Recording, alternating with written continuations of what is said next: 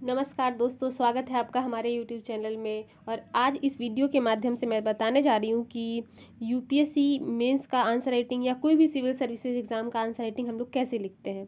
और इसके उदाहरण के लिए मैंने यूपीएससी 2021 के मेंस में आए हुए जीएस पेपर 2 के क्वेश्चन नंबर 1 को लिया है। जो क्वेश्चन था कि संवैधानिक नैतिकता की जड़ संविधान में ही निहित है और इसके तात्विक फलकों पर आधारित है। संवैधानिक नैतिकता के सिद्धांत की प्रासंगिक न्याय निर्णयों की सहायता से विवेचना कीजिए। क्वेश्चन की शब्द सीमा है 150 शब्द। तो सबसे पहले यहाँ हम क्वेश्चन के डिमांड को समझेंगे, क्वेश्चन क्या डिमांड कर रहा है।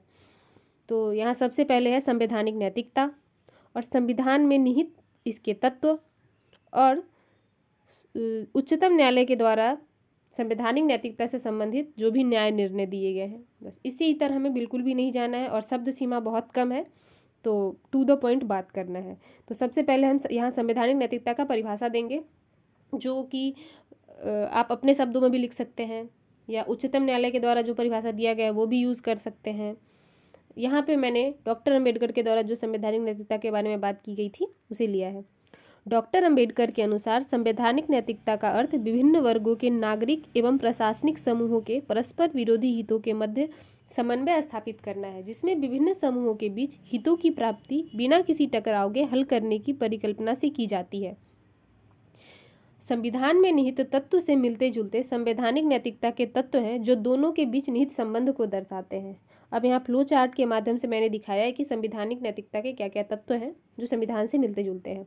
कानून का शासन, व्यक्तिगत स्वतंत्रता, समानता का अधिकार, पसंद का अधिकार, प्रस्तावना, अभिव्यक्ति की स्वतंत्रता, सामाजिक न्याय, कानूनी उचित प्रक्रिया।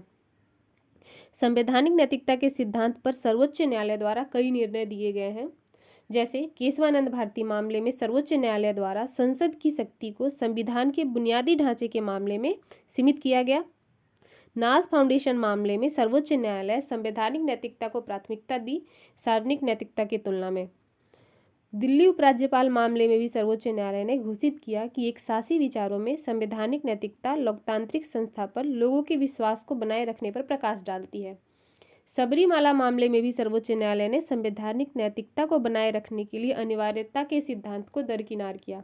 अतः अब लास्ट में कंक्लूजन देंगे कि अतः संवैधानिक नैतिकता समाज में बहुलता और विविधता को पहचानती है और लगातार सुधार और सुधार की गुंजाइश प्रदान करती है। इसलिए यह मूल्य प्रत्येक जिम्मेदार नागरिक के अंतर्मन में होना चाहिए और एवं उसका पालन करना न केवल न्यायपालिका या राज्य का बल्कि व्यक्तियों का भी कर्तव्य है। तो ऐसे हमने क्वेश्चन के डिमांड को समझते हुए बिल्कुल टू द पॉइंट बात की है और 150 शब्द में क्वेश्चन को समराइज करते हुए लिखा है।